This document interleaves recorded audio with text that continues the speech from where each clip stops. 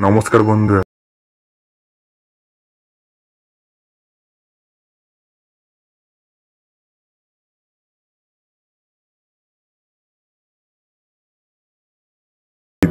গল্প পাঠে আমি দীপ এবং দেবজিৎ এবং সম্পাদনার দায়িত্বে আমি দীপ। শুরু হতে চলেছে আমাদের আজকের নিবেদন চন্দ্র চণ্ডাহারিণী।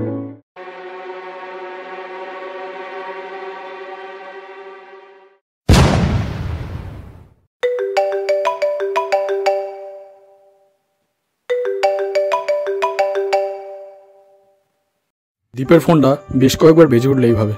স্ক্রিনের ওপর ভেসে ওঠে সে এক নাম, দেব। কয়েকটা ভিডিও এডিটিংয়ের কাজ নিয়ে বেশ ব্যস্ত দীপ, তাই এর ফোনটা তুলতে আগ্রহী হলো না। মনে মনে ঠিক করলো কাজ শেষ করে সে নিজেই একবার দেবের বাড়ি যাবে। দীপ এখন ইউটিউব ব্লগার হিসেবে বেশ নাম করেছে। অ্যাকাউন্টেন্সি অনার্সের ফাইনাল ইয়ার ছাড়াও ইউটিউব চ্যানেলের সমস্ত দায়িত্বও তার কাঁধে। এমনিতে বেশ চন্মনে স্বভাবের হলেও কন্টেন্ট না পেয়ে তার আজকাল বেজায় মন খারাপ। কিন্তু দেবের বাড়ি আসা মাত্রই তার সতেজতা আবার ফিরে এলো। দেব ওর জন্য একটা দারুণ কন্টেন্ট খুঁজে পেয়েছে। এই নিয়ে দুজনেই বেশ এক্সাইটেড।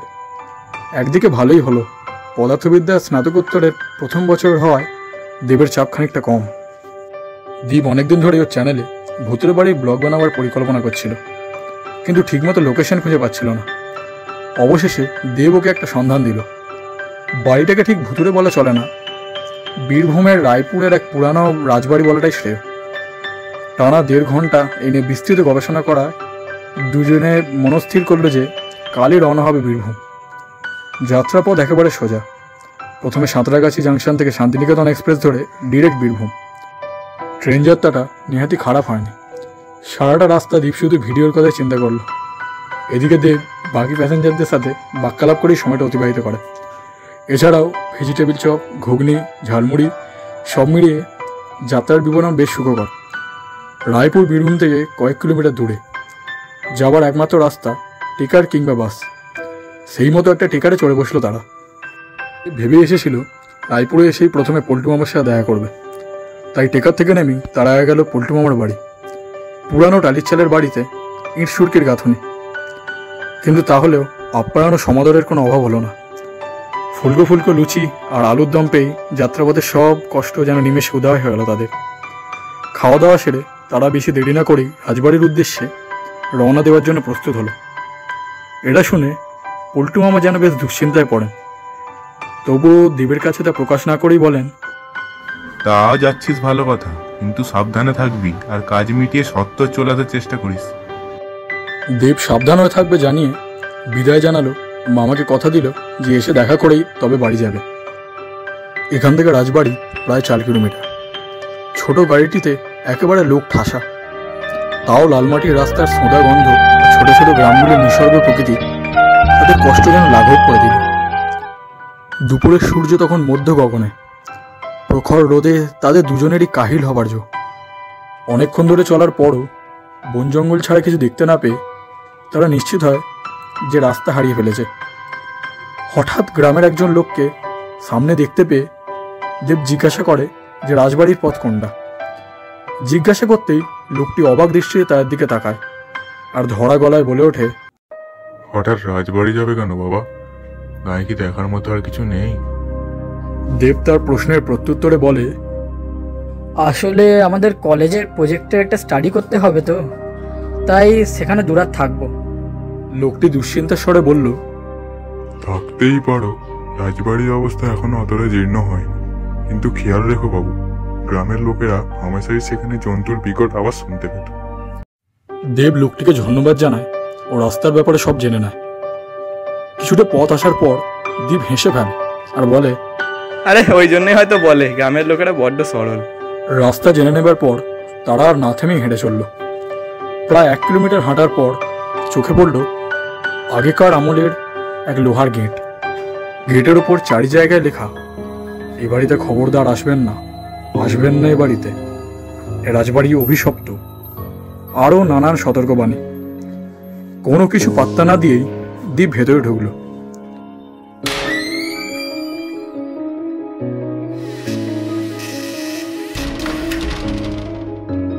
আর দেব প্রথমে একটু ভয় পাচ্ছিল, কিন্তু তার এই ভীতকম্পিত অবস্থা দেখে দীপ বলে ওঠে, আরে এইসব গ্রামের লোকেদের বুঝলু কি, নেশা করার জন্য যাতে জায়গাটা ইস্তেমাল করতে পারে তার জন্য এসব ফন্দি।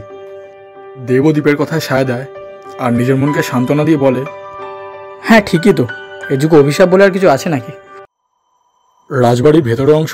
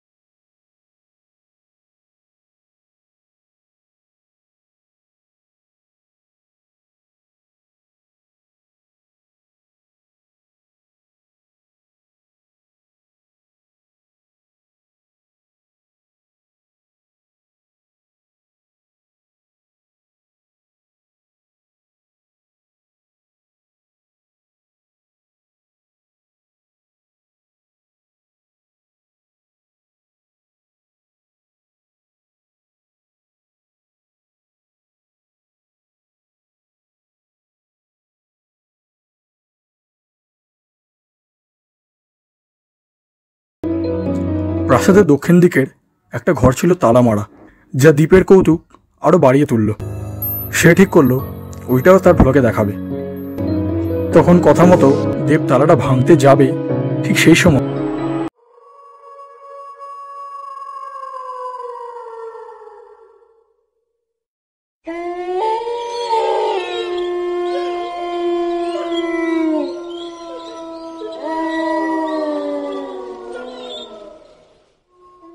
ফাঁকা রাজবাড়িতে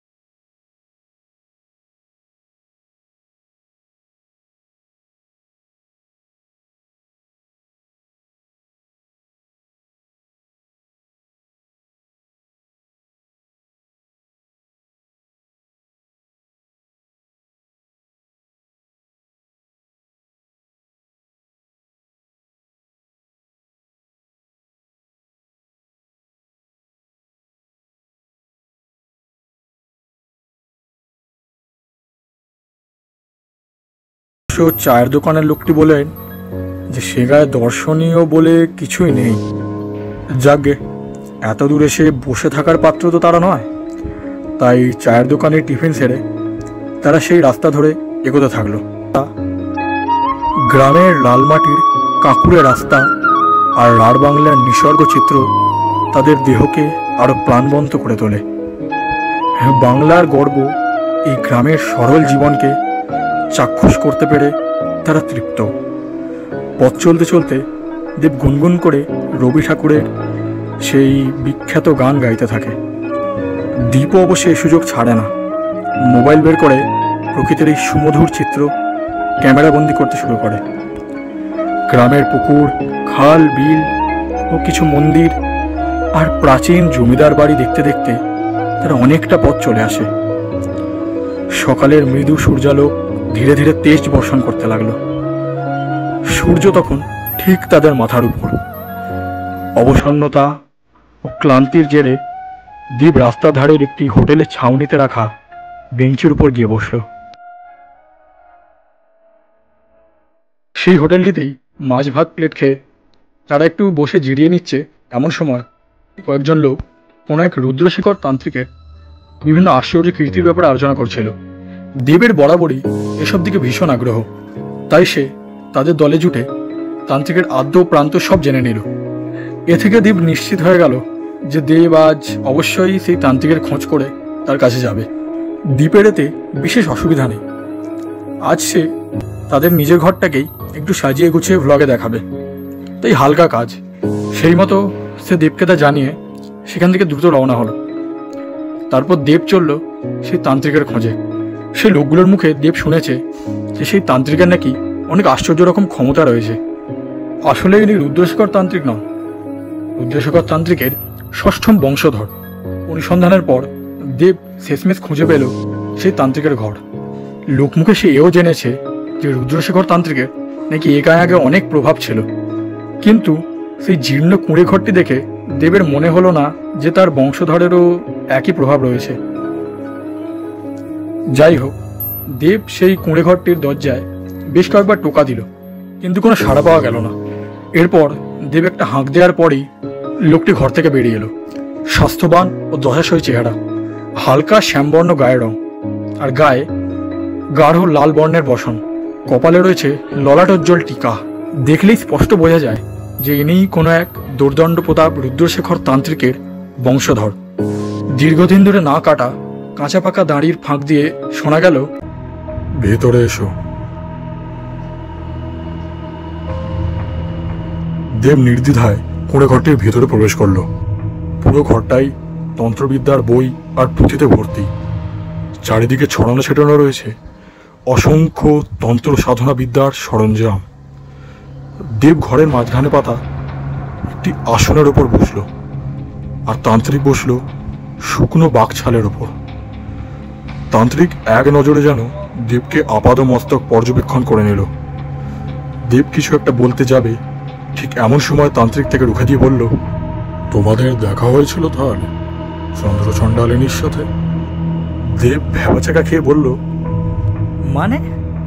তান্ত্রিক রুদ্রশেখর কিছুক্ষণ নিশ্চুপ থাকার পর একটু হেসে নিয়েই বলল, যে মেয়েটি তোমাদের সাথে ছিল, যার আসল রূপ দেখেই তো তুমি সেটাতে অচেতন হয়ে গিয়েছিলে। দেব বলে উঠল, আপনি বলতে এটা কি চাইছেন? দয়া করে একটু পরিষ্কার করে বলবেন। খানিকক্ষণ নীরবতা পালনের পর তান্ত্রিক বলে উঠল, এত সময় ধরে রাজবাড়িতে থাকার পরও তোমরা এটা বোঝোনি যে রাজবাড়ির প্রতিটি স্তম্ভে লুক্কায়িত রয়েছে ষড়যন্ত্রের বীজ, আর প্রতিটি খিলানে সংঘর্ষের চিহ্ন আজও স্পষ্ট। সেসব দেবের বোঝাপড়ার বাইরে। সে শুধু গম্ভীর কণ্ঠের সেই বাক্যগুলির নিছক মন দিয়ে শোনার ভান করে গেল। তান্ত্রিক এবার বেশ মৃদু স্বরে বলল, তুমি তাহলে নিশ্চয়ই জানতে চাও রায়পুর রাজবাড়ির অজানা ইতিহাস? দেব মাথা নাড়িয়ে সম্মতি দেবার ভঙ্গি করল, আর মনে হলো তান্ত্রিক এতে বেশ প্রসন্ন বোধ করেছে। রাজার শোবার ঘর, অর্থাৎ যে ঘরটিতে তারা ছিল, সেটিকে দীপ ভালো করে পরিষ্কার করে নোংরা আর অপ্রয়োজনীয় জিনিসগুলো সরিয়ে ফেলবার বন্দোবস্ত করতে লাগলো। সন্ধ্যার অলস সূর্য আর রাজবাড়ির প্রকাণ্ড ছায়া ফেলা বারান্দা দীপের ভিডিওর যেন এক্স ফ্যাক্টর হয়ে গেল। এভাবে রাজবাড়ির গধূলিময় পরিবেশ দেখানোর পর লাইভ বন্ধ করে দীপ একটু জিরিয়ে নিতে গেল সে ঘরে। খুব কম করে 400 বছর আগের কথা হবে। বীরভূমের রায়পুর রাজবাড়ির নাম ছিল জগৎজোড়া। রায়বংশের রাজারা অর্থবল, প্রতিপত্তি ও রাজকার্যের পরিচালনায় ছিল সর্বোৎকৃষ্ট। সেকালে রায়পুরের শাসনভার ছিল রাজা তপনচন্দ্র রায়ের কাঁধে। সবই ঠিক ছিল। প্রজাদের দুঃখ কষ্ট ও রাজ্যের উন্নতিতে তিনি সমানভাবে সহযোগিতা করতেন। হঠাৎ একদিন কাঞ্চনপুরের রাজা ঋষিকেশব তার বড় ছেলের সাথে রাজা তপনচন্দ্রের বোনের বিবাহ সম্পর্কে অসম্মতি জানালেন। দুঃখে মুহ্যমান হয়ে তার বোন মৃদুলা রাজবাড়ির ছাদ থেকে ঝাঁপ দিয়ে আত্মহত্যা করে। সেই ঘটনায় রাজার ভিতর ভিতর গভীরভাবে ক্ষতবিক্ষত হয়। ক্ষোভে ফেটে পড়েন তিনি। তাই মধ্যরাতেই কাঞ্চনপুরের সীমানায় অকস্মাৎ আক্রমণের সিদ্ধান্ত নেন।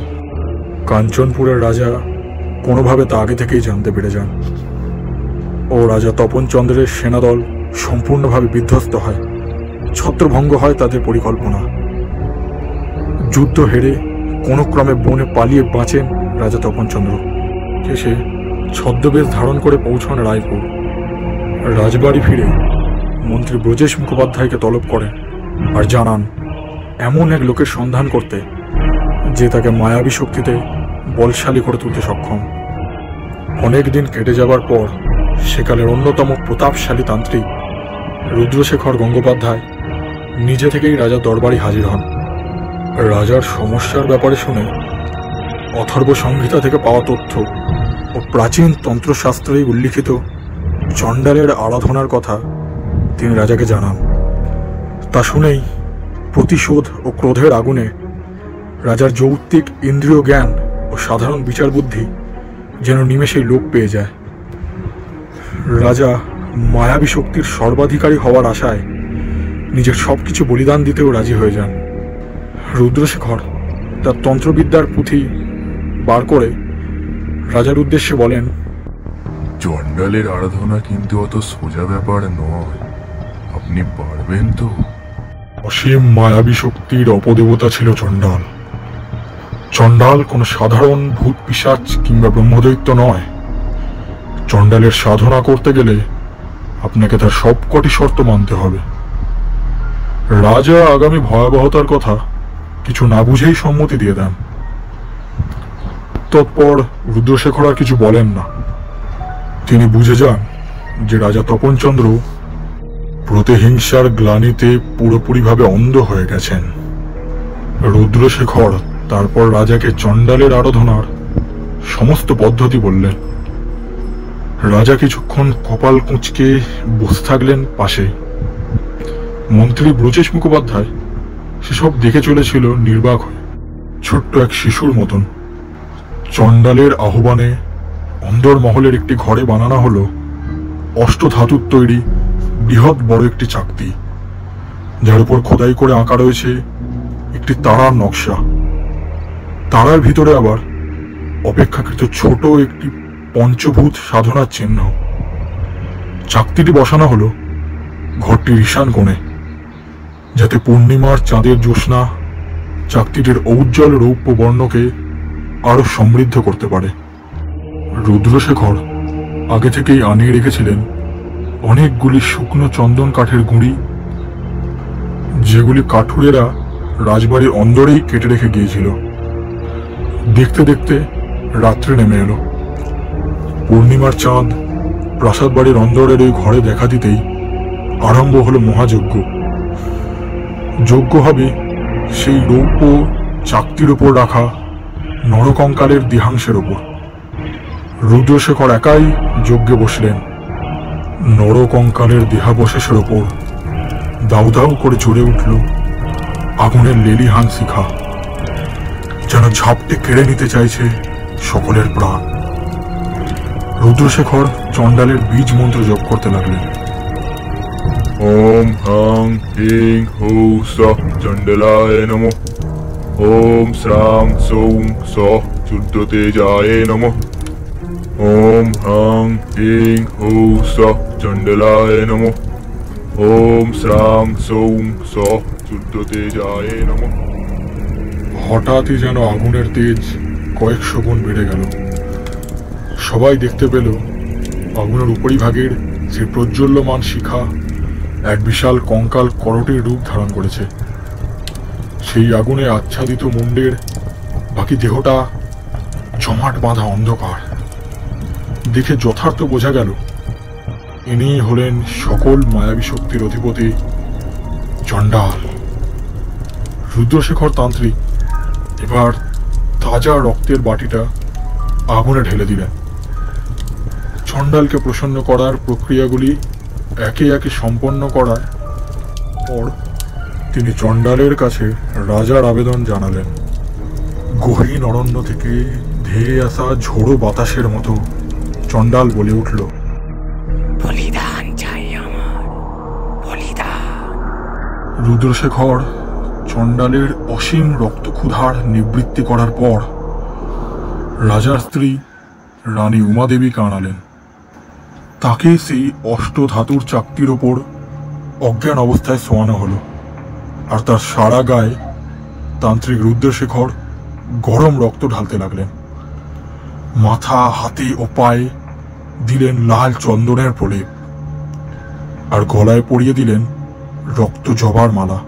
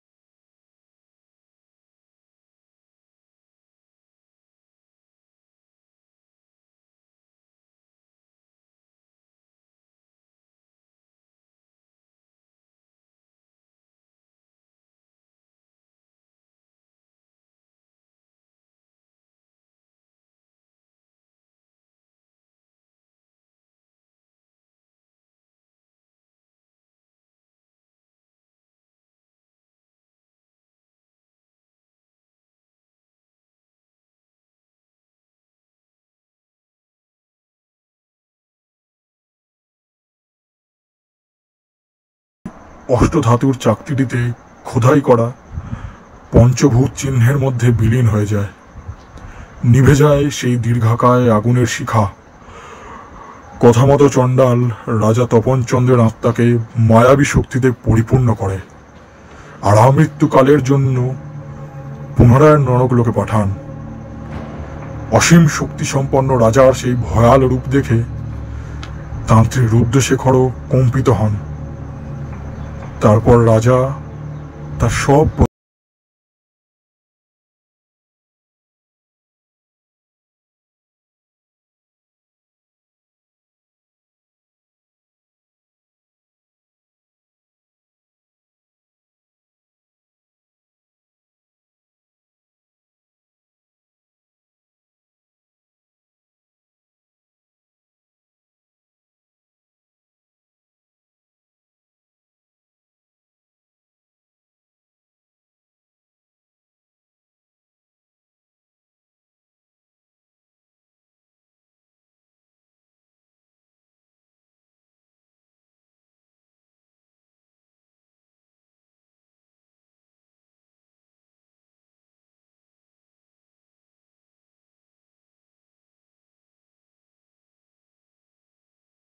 ছিল। চোখ খুলতেই দীপ দেখল চারিদিক ঘুটঘুটে অন্ধকার। এর মানে বিশ্রাম নিতে গিয়ে সে রীতিমতো ঘুমিয়ে পড়েছিল। যাই হোক, মোমবাতি জেলে সে রাজবাড়ির বারান্দায় এলো, আর আশ্চর্যচকিত হয়ে দেখল পূর্ণিমার রাতের স্নিগ্ধ চাঁদের আলোয় বিস্তীর্ণ প্রাসাদ প্রাঙ্গণ ঝকমক করছে, আর তারই মাঝে একটি পাথরের ওপর বসে আছে সেই গ্রাম্য মেয়েটি। চাঁদের বৈরাগ্যপূর্ণ নীলিমায় যেন উদ্ভাসিত হচ্ছে তার অপরূপ সৌন্দর্য। প্রকৃতির কাছে যেন সে হুঙ্কার দিয়ে বলছে, দেখো, তোমার সুন্দর সৃষ্টিতে দাগ থাকলেও আমার কিন্তু নেই। দ্বীপের দিকে চোখ যেতেই মেয়েটির মুখে এক টুকরো হাসি দেখা দিল। তার অত্যাশ্চর্য রূপের ছটায় মন্ত্রমুগ্ধের মতো দ্বীপ তার দিকে যেতে লাগলো। তার আলগোছে পড়া শাড়িতে সদ্য যৌবনে উত্তীর্ণ হবার ছাপ স্পষ্ট।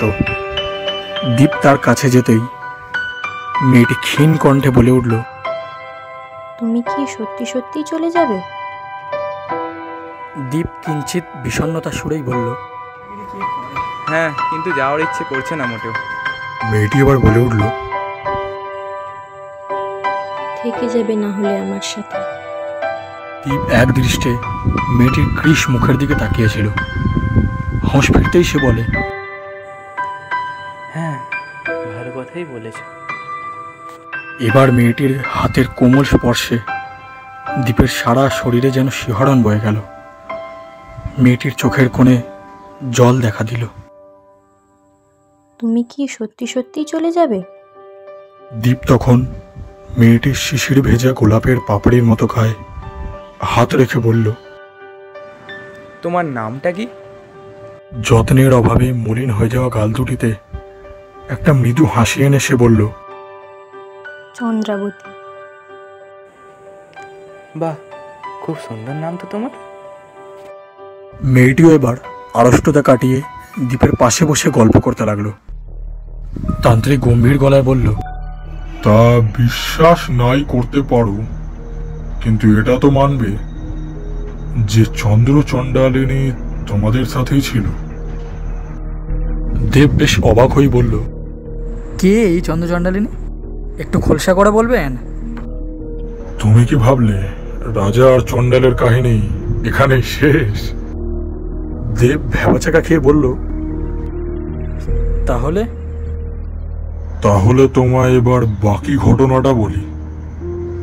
চণ্ডালের দাসী হয়ে রাজা তপনচন্দ্রের দুই মেয়ে রত্না ও শুভ্রা ভগ্নপ্রায় রাজবাড়িতেই থাকত। দাসী হবার মানে তো তুমি বুঝতেই পারছো। চণ্ডালের রুদ্রবেদী পরিষ্কার করা ও চণ্ডালকে রক্ত ও কাঁচা মাংসের ভোগ দেওয়া ছাড়াও প্রতিটি বাংলা মাসের প্রথম চন্দ্রপক্ষে চণ্ডাল ওদের সাথে সঙ্গমে লিপ্ত হতো, যার ফলস্বরূপ জন্ম হতো অর্ধ চণ্ডালদের। তোমাদের সাথে থাকা মেয়েটিও ছিল একটি অর্ধ চণ্ডালিনী, যার নাম চন্দ্রাবতী। গত 300 বছর ধরে এমন কতই না চণ্ডালিনী জন্মে যেতে পারত, কিন্তু একদিন রাজার ছোট মেয়ে শুভ্রা দিদির প্রচন্ড আর্তনাদ শুনে ভীষণ ভয় পেয়ে যায় আর রাজবাড়ি ছেড়ে জঙ্গলে পালিয়ে যায়। আসলে চণ্ডাল দাসীদের প্রধান কাজ ছিল চণ্ডালের অপত্য উৎপন্ন করা, যারা চণ্ডালের জন্য প্রাণ শক্তির যোগান দেবে। তারপরে চণ্ডাল রাজার প্রতি রুষ্ট হন আর তার থেকে সকল মায়াবী শক্তি কেড়ে নেয়। রাজাও আর মুক্তি না পেয়ে রাজবাড়িতেই ঘুরতে থাকেন। দেব তান্ত্রিককে থামিয়ে দিয়েই বলে ওঠে, চন্দ্রচণ্ডালিনী এদের মধ্যে কে? তান্ত্রিক বললেন, ও এদের মধ্যে কেউই না। ও আসলে হলো রত্নার গর্ভ থেকে জন্ম নেয়া প্রথম অর্ধ চণ্ডালিনী চন্দ্রা, যাকে লোকে বলে থাকে চন্দ্র চণ্ডালিনী। ও গত 300 বছর ধরে বেঁচে আছে? তবে ওর 17 বছর বয়স কি করে হতে পারে? চণ্ডালের বংশধরদের বয়স যে স্বাভাবিক মানুষদের মতো বাড়ে না খোকা। ওরা কেবলমাত্র মাঘ মাসের কৃষ্ণা ত্রয়োদশীতেই 1 বছর পার করে। দেব বিস্ময়ের সুরেই বলতে লাগলো, তাহলে আমি যে দানবাকৃতির নিকড়ে দেখেছি সেই? রুদ্রশেখর দেবের প্রশ্নের জবাবে বলেন, হ্যাঁ, ওরা চাঁদের আলোতেই নিজেদের পৈশাচিক রূপ ধারণ করে, আর দিনের বেলাতে আর 5টা মানুষের মতোই তাদের আচরণ। এই কথাটি দেবের মস্তিষ্ক চরম অবিশ্বাস করা সত্ত্বেও দেবের মন যেন তাদের সায় দিল। ঘরের অকল্পনীয় নিস্তব্ধতায় দেবের এমন মনে হলো যেন রাত হতে আর বেশি দেরি নেই। হঠাৎ তার মাথায় যেন বিদ্যুৎ খেলে গেল। গত রাতের সেই অতিকায় জন্তুটি যেভাবে দ্বীপের মারাত্মক ক্ষতি করতে পারে তা কল্পনা করতেই তার সারা শরীর শিউরে উঠল।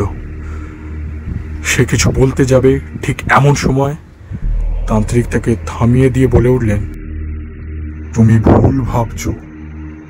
তোমার বন্ধুর ক্ষতি চন্দ্রচণ্ডালিনী করবে না, উপরন্তু তোমার বন্ধু যে রাজা তপনচন্দ্রের অভিশপ্ত আত্মাকে জাগিয়েছে।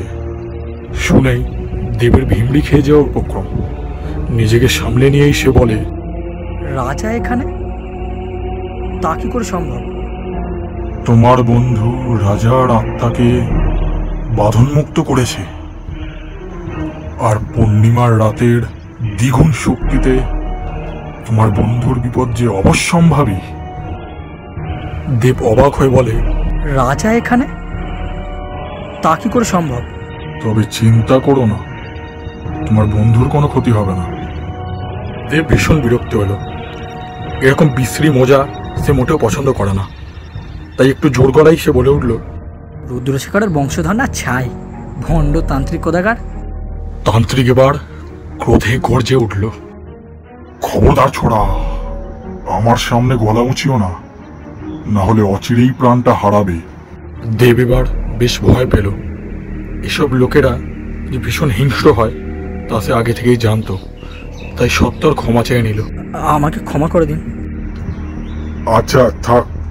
দেব বেগতিক বুঝে আবার বলতে লাগলো, আপনি যে তান্ত্রিক রুদ্রশেখর, আমি তা মানছি।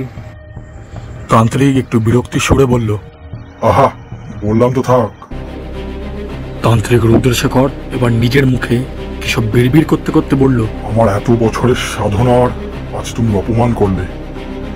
আমার আরাধনা যে কতটা শক্তিশালী তা তোমার জানাটা দরকার। এই বলে তান্ত্রিক তার গায়ের উপরে লাল বসনখানা এক ঝটকায় গা থেকে সরিয়ে ফেললেন। দেব বিষ ভারিত চোখে দেখল তান্ত্রিকের বুকে রয়েছে একটা বিরাট কালো গর্ত, যার গভীরতা ভুলোকের অতলকেও হার মানায়। দেব ভয়ে এক পাশে সরে বসল। তুমি হয়তো ভেবেছ আমি নিছকই ভণ্ড ব্যক্তি, কিন্তু তান্ত্রিক রুদ্রশেখর গঙ্গোপাধ্যায় যে তার সাধনার বলে অসাধ্যকে সাধন করতে পারে তা তো তুমি জানো না। রুদ্রশেখর তান্ত্রিকের চোখ দুটো এখন কোকোনদের মতো টকটকে লাল বর্ণ ধারণ করেছে। ঘন ঘন দীর্ঘ নিঃশ্বাস নিচ্ছে সে। গত 368 বছরের জীবনকালে আমাকে ভণ্ড বলে ডাকার দুঃসাহস কেউ করেনি। দেবের সারা শরীর ভয়ে কুঁকড়ে গেল। তান্ত্রিক চিৎকার করে বলতে লাগলো। দেব কিছু একটা বলতে গিয়ে থমকে গেল। তান্ত্রিকের মেজাজ এখন শান্ত হলো। সে ধীর কণ্ঠে বলতে লাগলো, ভক্তি মানে কি বোঝো তুমি? ঊর্জা, ক্ষমতা, আর ক্ষমতা পাওয়ার লোভে মানুষ কি বা না করে। আমিও তাই করেছি। চিরযৌবন লাভের তাগিদে ধূলিসাৎ করে দিয়েছি রায়পুর রাজবাড়ির প্রাসাদ, শ্মশান করে দিয়েছি আমার নিজের গ্রাম, আমার জন্মভূমি কাঞ্চনপুর। তান্ত্রিক এবার তেজস্বী এক হুঙ্কারে বলে উঠল, আমি দুর্দণ্ড প্রতাপ তান্ত্রিক রুদ্রশেখর রাজা। রাজা তো ছিল আমার ষড়যন্ত্রের অন্যতম শিকার। এবার তান্ত্রিক বলতে শুরু করলো, অতি অল্প বয়সেই আমি তন্ত্রবিদ্যায় অগাধ পাণ্ডিত্য লাভ করি, আর আমার লালসাও তত বাড়তে থাকে। কাঞ্চনপুরে থাকাকালীন আমি ছিলাম কাঞ্চনপুরের রাজসভার প্রধান পুরোহিত। ধীরে ধীরে আমি তন্ত্র সাধনায় আসক্ত হই। আমি বুঝতে পারি যে অসীম ক্ষমতা পাবার জন্যই আমার জন্ম। তখন আমি শিখি চিরযৌবন হবার উপায়। তাই আমি কাঞ্চনপুরের রাজার মন বিষিয়ে দিই, আর তার সাথে রায়পুরের রাজবাড়ির সম্পর্ক ছিন্ন করাই। তারপরেই রায়পুরের মন্ত্রী ব্রজেশ মুখার্জির সাথে আমি ষড়যন্ত্রে লিপ্ত হই। কাঞ্চনপুরের রাজাকে তো আমি আক্রমণের খবর দিয়ে দিয়েছিলাম, আর রাজা তপনচন্দ্রের পতনেরও কারণ আমি। অবশেষে সর্বশান্ত হয়ে রাজার মনে যখন প্রতিহিংসার আগুন জ্বলে ওঠে, প্রতিশোধের অন্ধকারে দৃষ্টিহীন হয়ে যায় রাজা, তখন আমি আমার লক্ষ্য পূরণ করতে তাকে ব্যবহার করি। আমি যা যা বলি রাজা তাই শুনতে থাকেন। বলিদান, আহুতি ও ভোগের সব পর্যায় শেষ হবার পর চণ্ডাল যখন রাজাকে মায়াবী শক্তি দেন, তখন আমি নিজেকে রাজার প্রাণ ভোমরা বানাই। অর্থাৎ কেবল আমার আত্মা থাকলেই রাজা সর্বশক্তিমান হয়ে থাকবে। এই ক্ষমতা পাবার জন্য কত যে পাপ করেছি তার ঠিক নেই। এই দু হাতে করেছি একের পর এক নরবলি, কেড়েছি কত নিরপরাধ প্রাণ। অবশ্য তার জন্য আমার একরত্তি অনুতাপ নেই। চিরযৌবন থাকতে কে না ভালোবাসে বলো? এখন তান্ত্রিক রুদ্রশেখর দেবের দিকে তাকিয়ে খানিকটা মুচকি হাসলেন ও প্রশ্ন করলেন, আচ্ছা, তুমি লোকের মুখে তান্ত্রিক রুদ্রশেখরের বংশের বাকি কারোর কথা কি শুনেছ কখনো? প্রশ্নটা দেবের মনকে নাড়া দিল। অনেকক্ষণ চেষ্টা করার পরও সে যখন কোনো সূত্র পেল না, তান্ত্রিক নিজেই তার জবাব দিল। তোমার একবারের জন্য মনে হলো না, যার বংশে 3 পুরুষের ব্যাপারে কোনো লোক কিচ্ছু শোনেনি, তার 6ম বংশধর হঠাৎ কোত্থেকে এলো? তান্ত্রিক বাজখাই গলায় বলে উঠল, শুনবেই বা কি করে? আদতে তো রুদ্রশেখর তান্ত্রিকের কোনো বংশধরই ছিল না। রাতের নিঃশব্দতাকে আলোড়িত করে সেই ছোট্ট কুঁড়ে ঘরটিতে এক তীব্র চিৎকার অনুরণিত হলো। রাজা তো কেবল মৃত্যুকে জয় করেছিল, কিন্তু আমি মৃত্যুকে অতিক্রম করেছিলাম। তান্ত্রিকের এক প্রচণ্ড হুঙ্কার সেই ছোট্ট কুঁড়ে ঘরটির মধ্যে প্রতিধ্বনিত হতে লাগলো। এই বলে তান্ত্রিক তার গালের কাঁচা পাকা গোছের দাড়ি এক টানে খুলে ফেলতেই বেরিয়ে আসে হালকা লম্বাটে একটি মুখ, যাতে রয়েছে আধ ছাঁটা গোঁফ। মাথায় আটকানো পরচুলা সরাতেই তার মাথার ছোট ছোট করে কাটা চুল দেখা গেল, আর দেহে অজস্র আঘাতের চিহ্ন পরিলক্ষিত হতে লাগলো। সে যেন একেবারে ভোল বদল। তান্ত্রিক এবার কাঁপা কাঁপা গলায় বলে উঠল, গ্রামের কেউ জানে না যে তান্ত্রিক রুদ্রশেখর সে রাতে যজ্ঞের কয়েক সপ্তাহ পরই মারা যায়। তারা কিভাবেই বা জানবে যে রুদ্রশেখর আজও বেঁচে আছে, সে যে আসল রুদ্রশেখর নয়? নানান কথা দেবের মাথায় ঘুরপাক খেতে লাগলো। এই বলে তান্ত্রিক বলতে শুরু করলো, ওই যে তখন বললাম না, ব্রজেশ মুখার্জি সেরাতের পর থেকে নিখোঁজ হয়ে গিয়েছিল, তাকে আর গাঁয়ের লোক কোনোদিন দেখতে পাননি। আসলে তো তান্ত্রিকের ছদ্মবেশে তোমার সামনে সেই আজ দাঁড়িয়ে আছে, কিন্তু তার অন্তঃসারহীন দেহে বাস করছে প্রতাপী রুদ্রশেখরের আত্মা। তার কোনো কথাই যেন দেবের বোধগম্য হয় না। সে শুধু ফ্যাল ফ্যাল করে তাকিয়ে থাকলো তান্ত্রিকের দিকে। তাহলে এই গল্পের উপসংহারটা আমি বলেই দিচ্ছি তোমায়। এই বলে তান্ত্রিক বলতে শুরু করলো, তান্ত্রিক হবার সুবাদে আমার ক্ষমতা বলে আমি আজ করতে পেরেছিলাম যে কোনরূপ অসঙ্গতির হলেই চণ্ডাল নিজের চুক্তি ভঙ্গ করবে।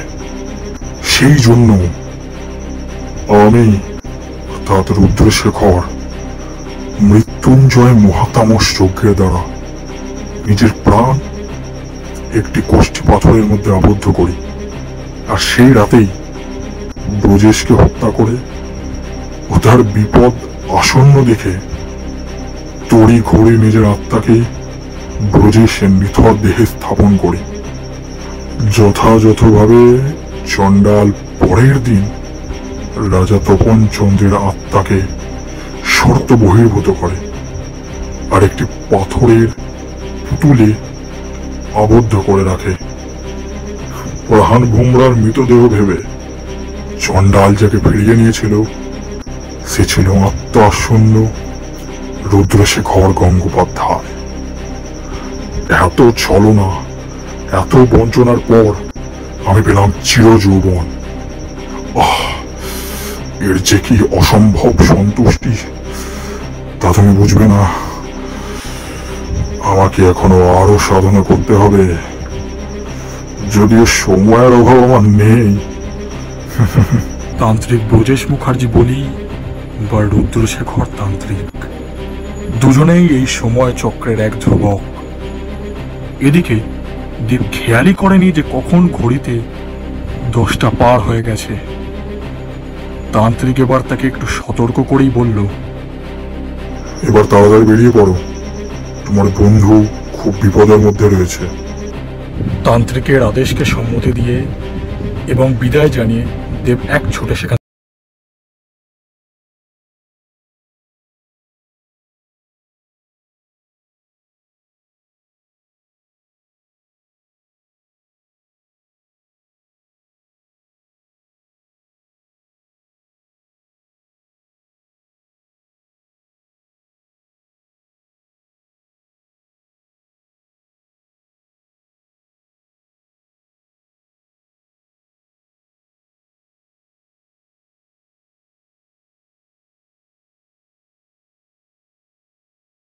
তলা করে তুলেছিল। মেয়েটির গায়ের সেই মিষ্টি সুবাসে আশেপাশের জগৎ যেন মোহময় হয়ে উঠেছিল। মধ্যরাতের জ্যোৎস্না প্লাবিত প্রকৃতিকে আলোড়িত করে একটা ভৌতিক কণ্ঠ হঠাৎ দ্বীপের কানে এলো।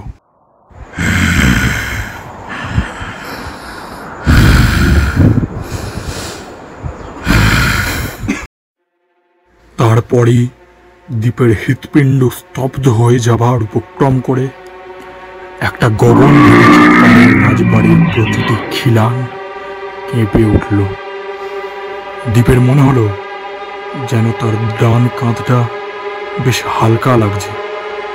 সে মুখ ফিরিয়ে দেখল চন্দ্রাবতী আর তার পাশে নেই। হঠাৎ যেন সে তার সামনে এসে দাঁড়িয়েছে। ওর দু চোখ বেরিয়ে জল নামতে লাগলো। ফুঁপিয়ে কাঁদতে কাঁদতে হঠাৎ মেয়েটি অজ্ঞান হয়ে দ্বীপের গায়ের উপর ঢলে পড়ল। তার অশ্রু স্নিগ্ধ গাল দেখে মায়া হলো দ্বীপের।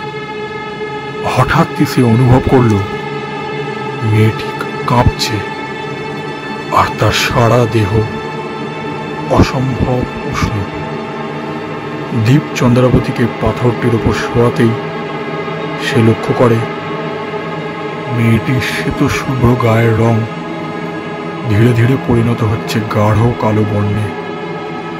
তার সারা শরীরে জন্মাচ্ছে বিকট কালো লোম।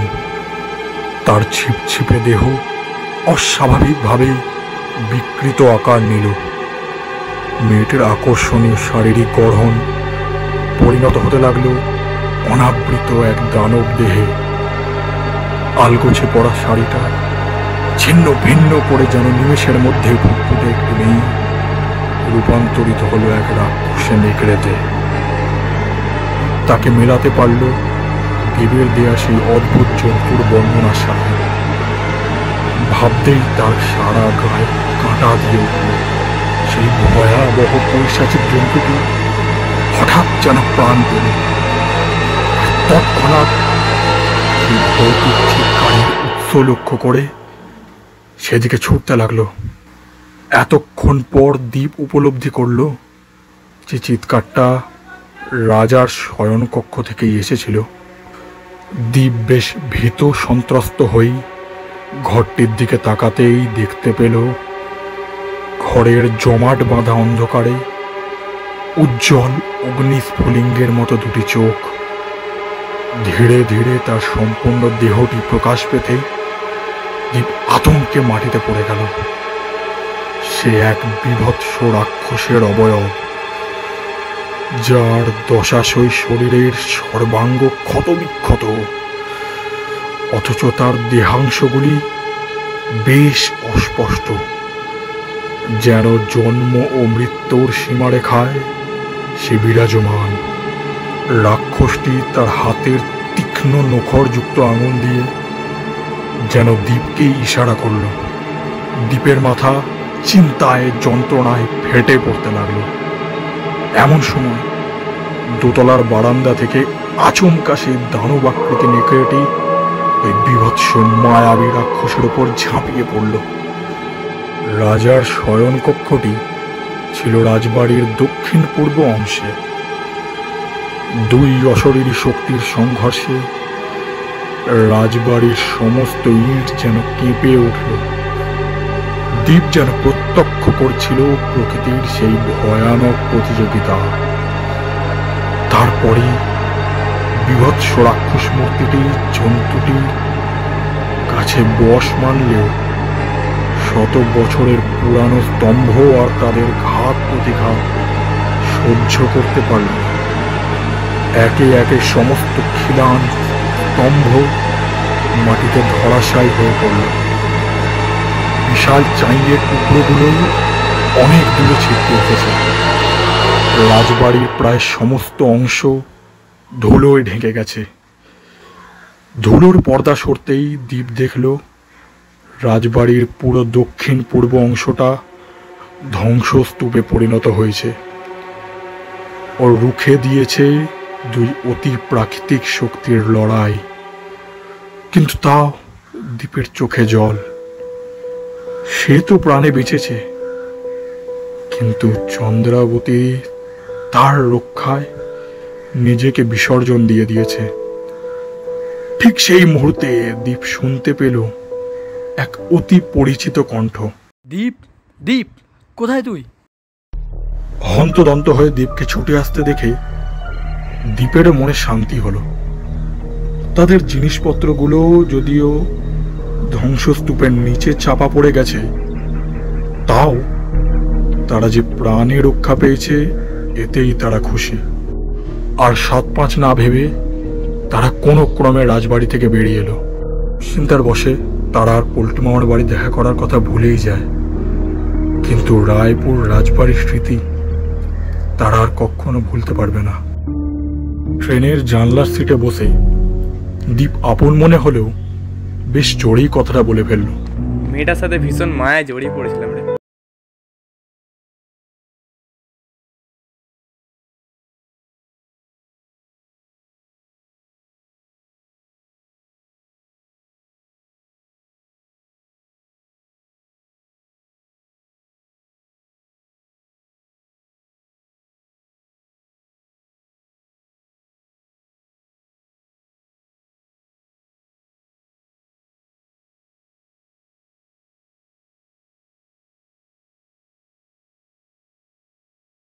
দীপের মনে পড়ল সেই সৌন্দর্য মুখর জ্যোৎস্না রাতের চন্দ্রাবতীর সাথে কাটানো শেষ সময়টুকু।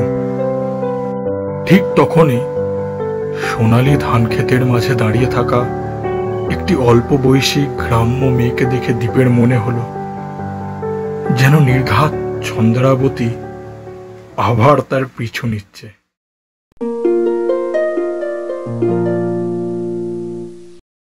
সম্পূর্ণ গল্পটি শোনার জন্য অনেক ধন্যবাদ।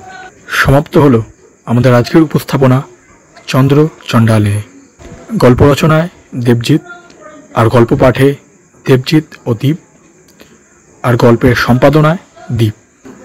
আমাদের আজকের নিবেদনটি ছিল দেবদ্বীপের ডায়েরিখানার প্রথম গল্প। এইরূপ আরও ভিন্ন ভিন্ন উপাদানের গল্প শোনায় আগ্রহী হলে আমাদের চ্যানেলটি সাবস্ক্রাইব করবেন আর লাইক করবেন, যাতে আমরা আরও অনেক গল্প রচনায় উৎসাহ পেতে পারি। নমস্কার।